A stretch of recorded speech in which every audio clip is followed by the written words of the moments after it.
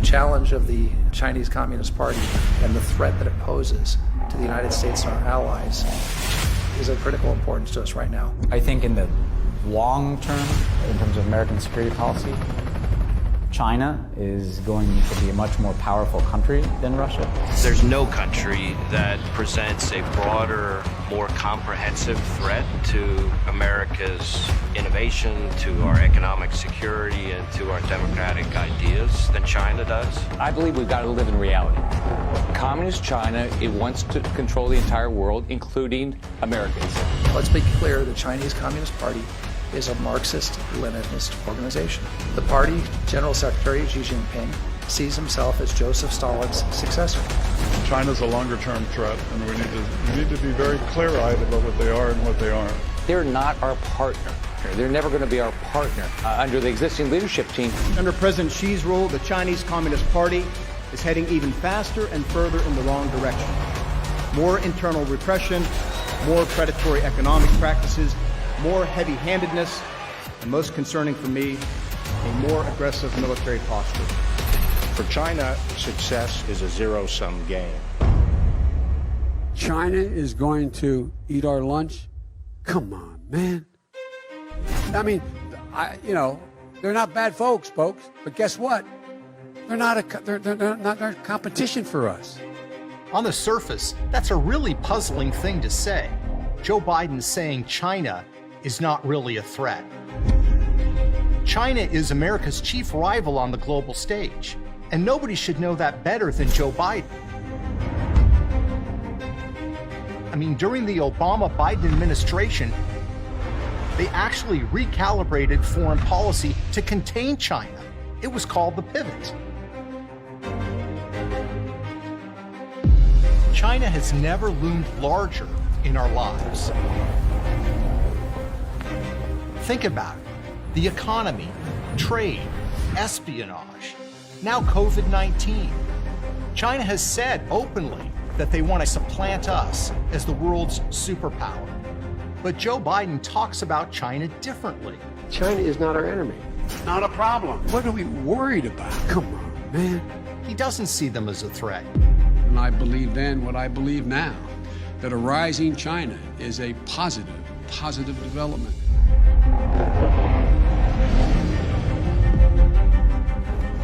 He welcomes their rise as a global power. Why exactly? Perhaps it's personal. Perhaps it's about his family. Perhaps it's about the money.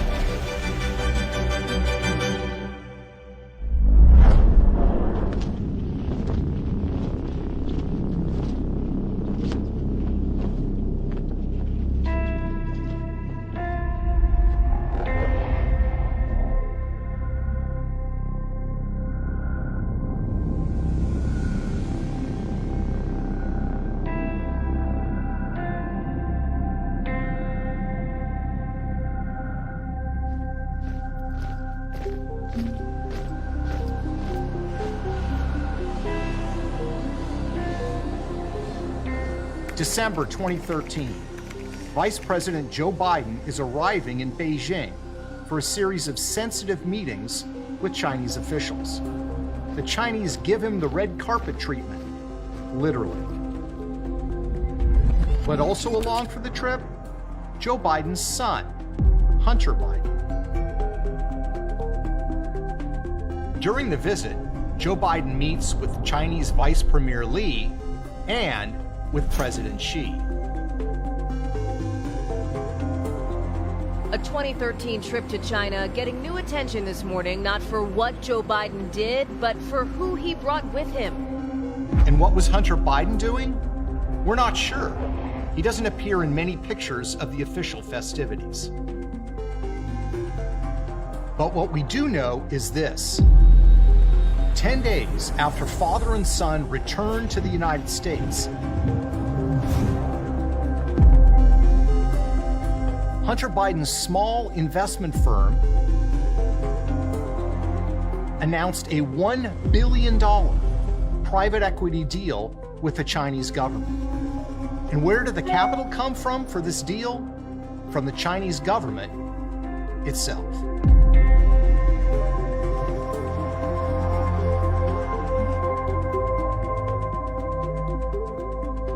Unknown to the press back then, Hunter Biden was forming a Chinese private equity fund, planning to raise money, including from Chinese investors. Years later, Hunter Biden acknowledged that during the trip, he met with a Chinese banker, which his spokesperson describes as a social visit, not a business one. I believe then, and I'm even more convinced now, that a rising China is an incredibly positive development for not only China, but the United States and the rest of the world.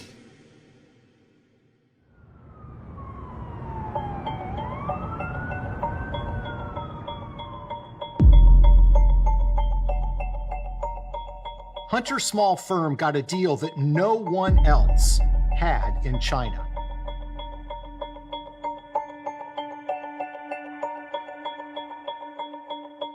Not Morgan Stanley, Goldman Sachs, Deutsche Bank, or UBS.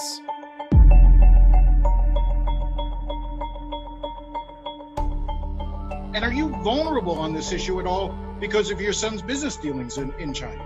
No, I don't believe so at all. My son's business dealings were not anything with everybody that he's talking about, not even remotely number one.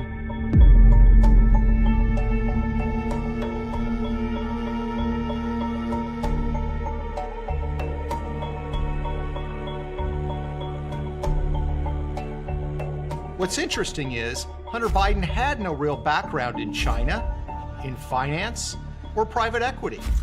In fact, Hunter had what might be called a spotty resume. A couple of youthful jobs, owing directly to his father's influence. He was once made a director of Amtrak based on the fact that he'd ridden on trains.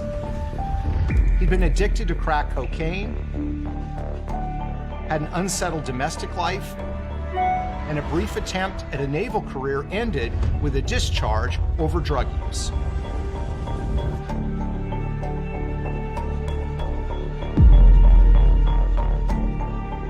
So why did the Chinese pick him?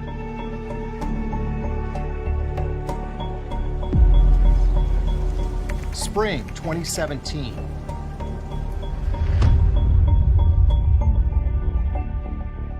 Patrick Ho, a Chinese businessman, was arrested by the FBI on bribery charges.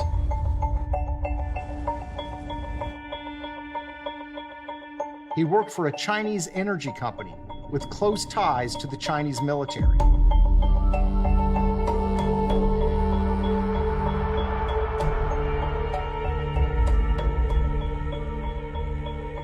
While in FBI custody, Ho made 2 phone calls. One of those, strangely, is to James Biden, Joe Biden's brother.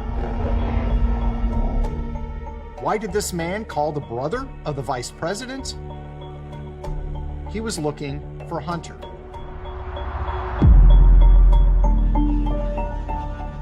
This is the remarkable and largely hidden story of the secret financial relationship between the Biden family and the Chinese government. It's a relationship that grew while Joe Biden was Vice President of the United States. And shortly after he was appointed the point person on U.S. policy towards China. Our investigation is based on corporate records, financial documents, legal briefings, and court papers. It's the story of the second most powerful man in the world at the time, and how his family was striking deals with America's chief rival on the global stage, the People's Republic of China.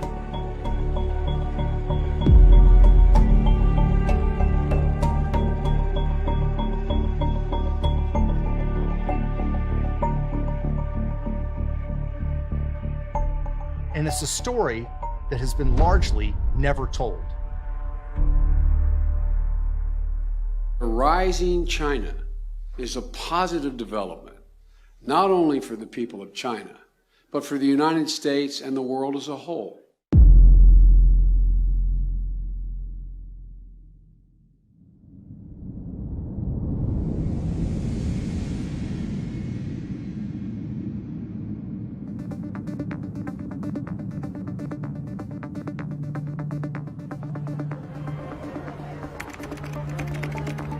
January 2009. Joe Biden is inaugurated Vice President of the United States. I, Joseph Robinette Biden Jr., do solemnly swear that I will... It was a remarkable moment for Biden, who had spent more than 35 years in the United States Senate. Born to a family of modest means in Scranton, Pennsylvania, he would become known as Lunch Bucket Joe. He joined the political world early and won election to the United States Senate at the ripe age of 29. He was sworn into office just 6 weeks after reaching the constitutionally required age of 30.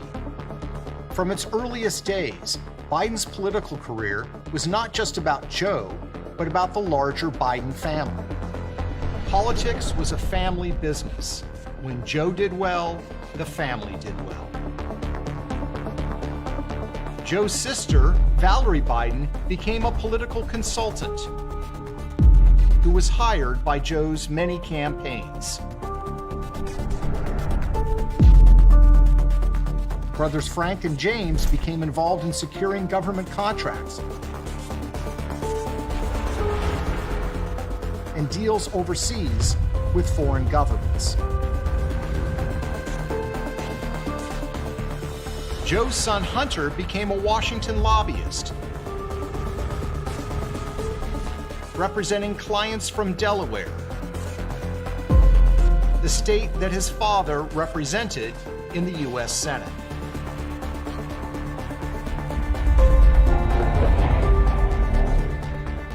When Joe Biden was elevated to the vice presidency, the family's ambitions grew accordingly.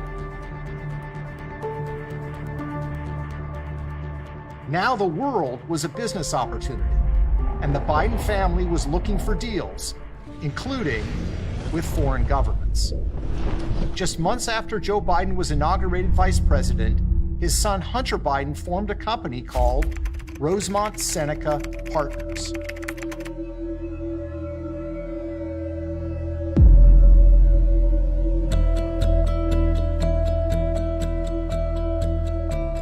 His partners had useful connections. One was Christopher Hines,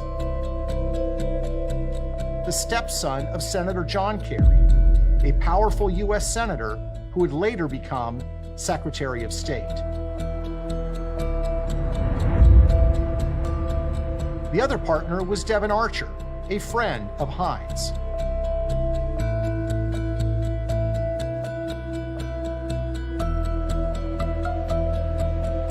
Rosemont is the name of the Hines family's 90-acre estate outside of Fox Chapel, Pennsylvania.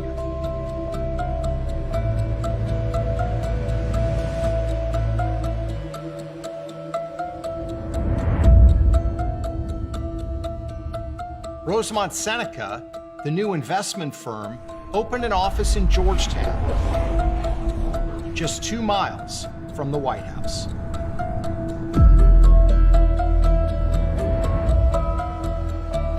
Outside of Fox Chapel, Pennsylvania. One of Hunter Biden's big scores was a controversial deal he landed in the troubled nation of Ukraine. In 2014, the Ukrainian government fell, and Joe Biden became America's point man for the troubled country.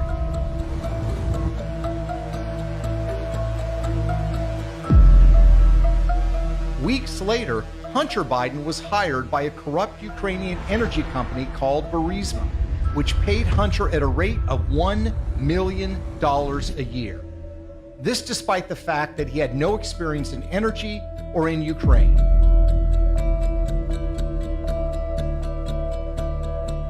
If your last name wasn't Biden, do you think you would have been asked to be on the board of Burisma? I don't know. Probably not. Hunter landed on the Burisma board, as did his partner, Devon Archer.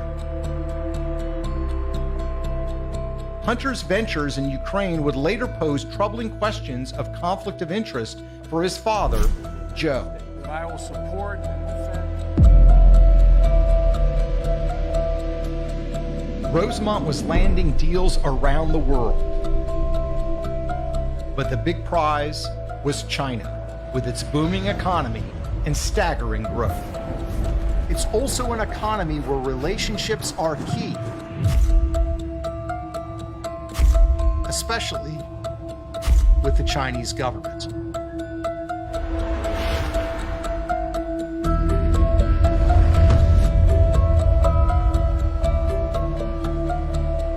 And I'd like now to raise our glass in a toast to many more generations of friendship and peace.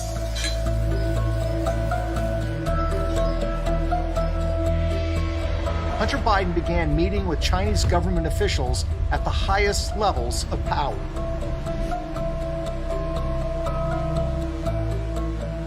He had no background in China, little background in finance. Hunter's previous job had been as a lobbyist for an online gambling company located in Europe. But now, doors were opening to Hunter in China. Often, Hunter's meetings coincided almost directly with his father's high-level diplomacy with Chinese leaders.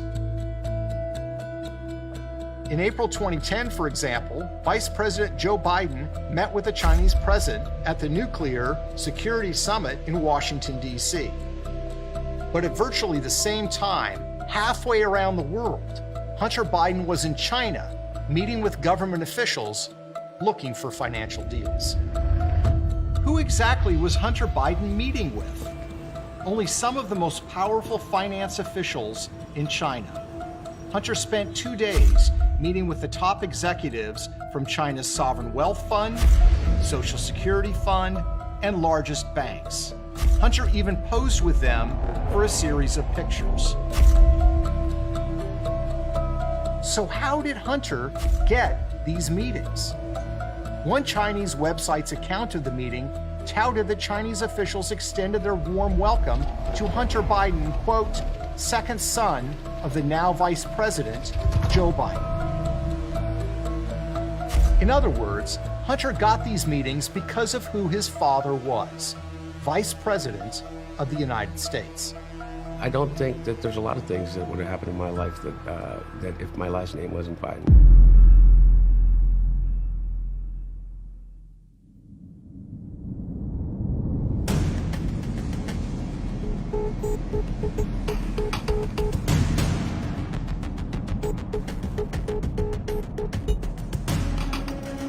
Vice President Joe Biden, with one eye towards a possible 2016 bid, is getting the chance to flex his international muscle power in Asia. That brings us back to 2013, when Joe Biden arrived in Beijing with a full agenda. Among the highly sensitive issues to press with his hosts, Chinese cyber attacks, the theft of American intellectual property, trade issues, national security, China's claims over the South China Sea. Hunter Biden was also on board. He joined his father the next morning for a meeting with the U.S.-China Business Council, and then Joe Biden was off to a meeting with Vice President Lee. Just where Hunter Biden spent the rest of his time on the trip remains largely a mystery. But we do know this.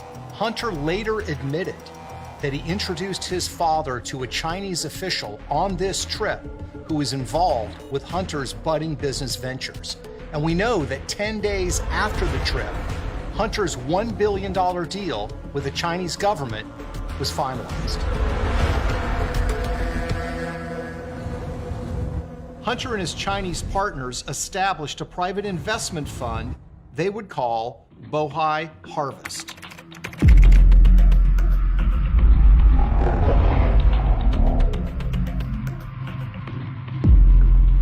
The Chinese government provided the money. Hunter was given a seat on the Bohai Harvest board of directors and a 10% equity stake in the new company. Devon Archer, his business partner, was appointed vice chairman. The new firm enjoyed an unusual and special status in China, operating through the Shanghai Free Trade Zone. No other investment fund in the world had a deal like Biden's firm. Not UBS, not Goldman Sachs, not Morgan Stanley, no one. In short, the son of the Vice President of the United States, with little investment experience, no experience in China, got a deal in the People's Republic of China that no one else had. And he got that deal shortly after his father was appointed point person on U.S. policy towards China. But this isn't just another story about a politician's kid getting rich. Hunter's new firm, Bohai Harvest, began making investment deals around the world that would serve the strategic interests of the Chinese government.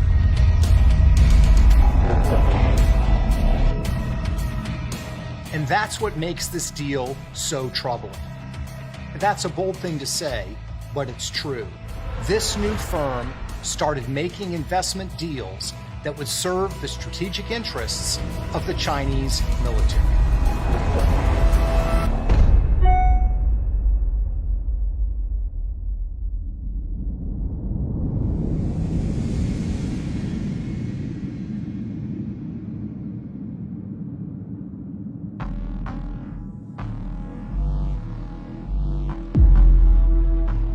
In 2015, Hunter Biden's Bohai Harvest joined forces with the Chinese military contractor AVIC to buy American parts manufacturer Henniges.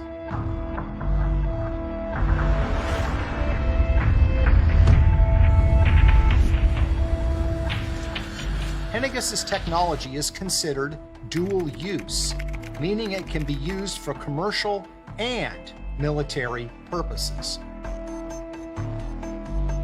And deals like these require approval of the highest levels of the federal government.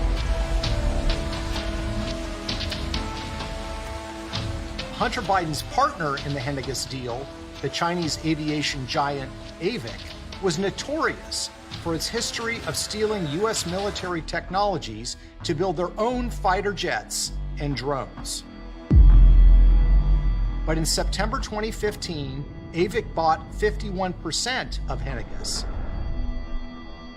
And Hunter Biden's Bohai Harvest bought the other 49%.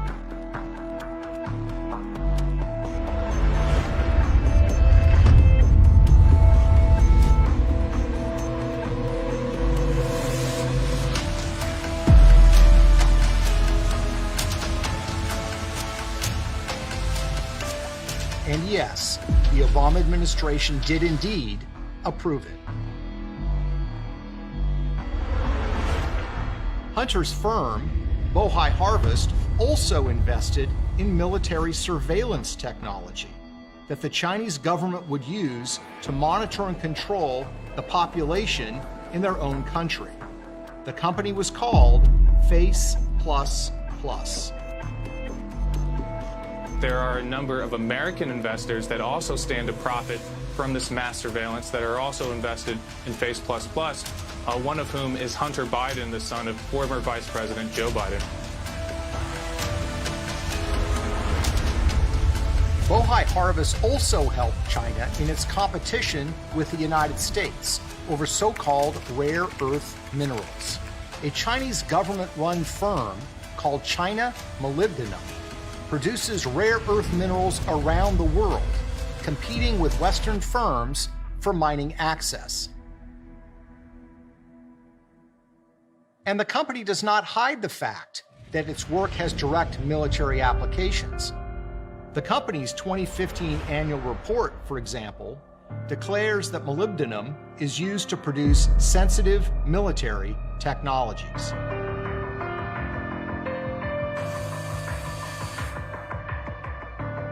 What's fascinating is that while Hunter Biden and his firm were helping Beijing in the race to acquire rare earth minerals, his father's administration was actually fighting them. In 2012, President Obama announced that the United States was filing a complaint with the World Trade Organization because China was trying to control the global market. In 2014, the World Trade Organization agreed that China was trying to do so. Yet, 2 years later, Hunter's firm joined with China Molybdenum and announced that together they were buying more than half of one of the largest copper mines in the world. And so while the Obama administration was competing with China in the race for rare earth minerals, Hunter Biden and his firm were actually helping Beijing win that race. But there was an even more troubling deal. In December 2014, Hunter's firm became an anchor investor in a company called China General Nuclear, or CGN. CGN had been wholly owned by the Chinese government, but it was now selling off a minority stake to a favored investor. Hunter Biden presumably didn't realize that when his company was investing in CGN, they were investing in a company that was under FBI investigation for stealing U.S. nuclear secrets. In fact, less than 18 months after Hunter's Chinese firm invested in China General, a nuclear engineer named Allan and the company were charged by the U.S. Justice Department with stealing nuclear secrets from the United States. According to the FBI, Ho had been working under the direction of China General to steal American nuclear secrets since 1998. It's not clear whether the FBI or the Obama Justice Department knew that Joe Biden's family was actually involved with CGN. But what is clear is that China has been trying to steal American nuclear secrets for a long time. Is it really that crazy to think that by partnering with the son of the vice president, they were trying to buy them too? And make no mistake, these firms Hunter was dealing with are directly tied to the Chinese military. In June 2020, the U.S. Department of Defense released a list of companies doing business in the United States that were known to be connected to the Chinese military. On that list, AVIC and CGN. But the Bidens weren't done cutting deals in China.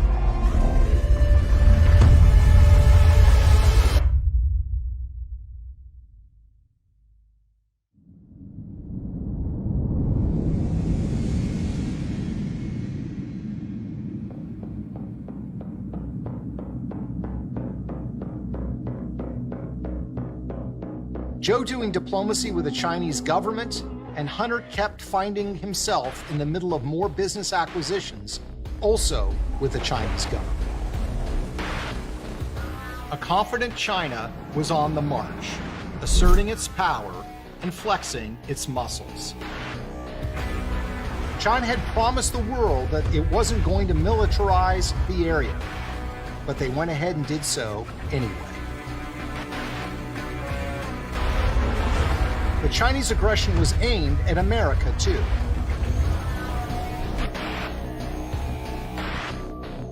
China's military has attacked major U.S. companies in a computer war that kills American jobs. More than 21 million Americans had personal information stolen from government files in a data breach that was 6 times as large as originally disclosed. The information was hacked from the Office of Personnel Management, or OPM, which said today it is highly likely that anyone who went through background checks to apply for a government position since 2000 was affected.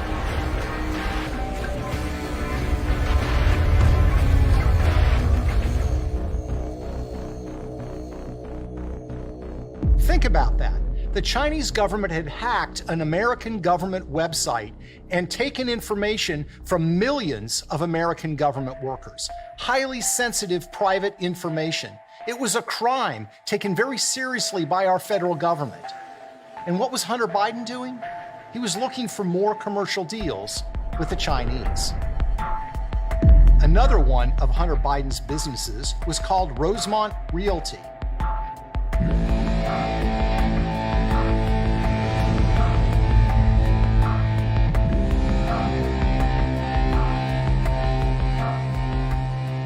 co-founded with Devon Archer, who is the chairman of the firm.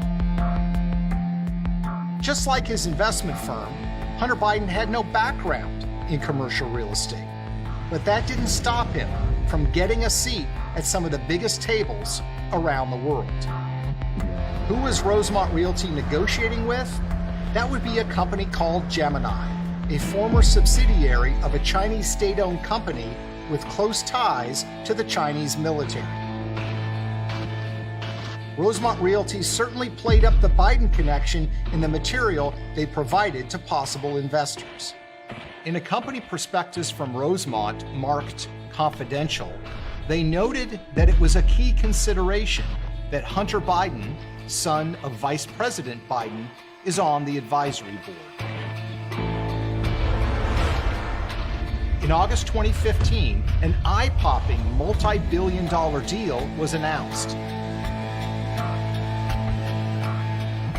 The Chinese company Gemini was buying a 75% stake in Hunter Biden's company, Rosemont. So who exactly is this second Chinese business partner of the Biden family? Gemini's parent company, Sino-Ocean Land, is actually run out of the headquarters of the China Overseas Shipping Company, COSCO, which is called the fifth arm of the Chinese Navy. So you have two big deals between the Biden family and the Chinese government or Chinese government-linked firms in the years following Joe Biden's appointment as the point person on U.S. policy towards China. But there was still more business to be done. Hunter and his business partner, Devon Archer, began working with yet another firm, this one called Burnham Asset Management. Out of an office in New York City, they worked to line up more deals with Chinese companies, many of them mysterious and with murky ties to the Chinese government. One of the companies was called Kirin Global Enterprise Limited, a mysterious investment vehicle run by Larry Li and Guo Jinfeng. Very little is known about Kirin other than the fact that they invest heavily in mainland Chinese infrastructure. Another Chinese firm the Bidens wanted to partner with is called Harvest Global Investments.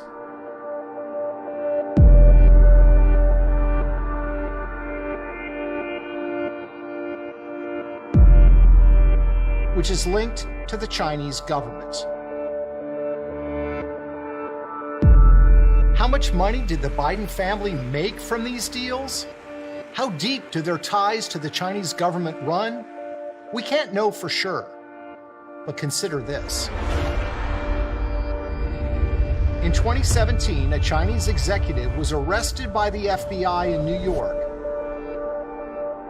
on charges of money laundering and violating the Foreign Corrupt Practices Act. Patrick Ho was an assistant to a Chinese oil tycoon who ran CEFC China Energy, which had strong ties to the Chinese military. When Ho was arrested, one of the first calls he made was to James Biden, Joe's brother. When asked by the New York Times about the call, James Biden says that Ho was actually calling to get Hunter Biden's phone number. Patrick Ho was charged and convicted and went to jail for those charges. Why exactly was he calling Hunter Biden? What sort of help was he expecting? We don't know the answers to those questions. But what we do know is that the Bidens have cultivated very close relationships with members of the Chinese elite, and some of those relationships would be very hard to defend.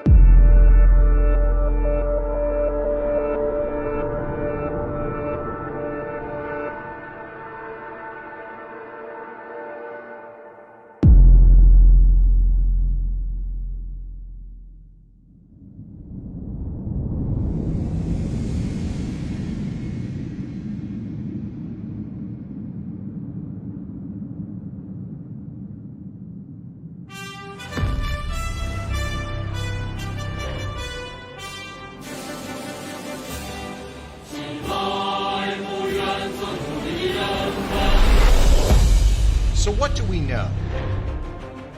We know that the Biden family has a series of lucrative deals with the Chinese government. We know that these deals came despite a lack of experience by the Bidens in the areas they covered. We know that they happened while Joe Biden was steering U.S. foreign policy towards China. We also know that these deals didn't just make the Bidens money, they had potentially dangerous consequences for our national security. We know that Hunter Biden's firm, backed by the Chinese government, invested in a company that was actively stealing nuclear secrets from the United States. We know that China has been consistent in their efforts to acquire U.S. technology, and that their spies have been caught trying to steal our military technology. We know that Hunter Biden's firm bought a company that provides dual-use technologies for the Chinese military. We know that global powers have tried to stop China from monopolizing the world's mineral resources. And we know that Hunter Biden's firm bought a company that actually helped China in its competition with the United States for mineral resources. And we also know this, that Biden investment firm that helped China gain access to dual-use technology, that invested in Chinese surveillance technology and helped China in its quest to control the world's strategic metals? Hunter Biden was forced by political pressure to resign from that firm's board of directors in late 2019. But Hunter quietly maintains an ownership stake in the firm, a stake worth millions of dollars, and stands to be worth even more as its China partnership prospers. Why did you leave the board in April? It's a 5-year term. And you chose not to I chose continue. not to. Yeah. Why? I think it's pretty obvious why. So why does this matter? Because we need to know who our leaders are doing business with. Who is making them wealthy? Who might they be beholden to? It's the oldest story in politics. We need to follow the money. A rising China is awash in money. The money trail stretches all across the globe. And some of those trails lead straight to one of America's most prominent political families, headed by a man who calls himself Lunch Bucket Joe.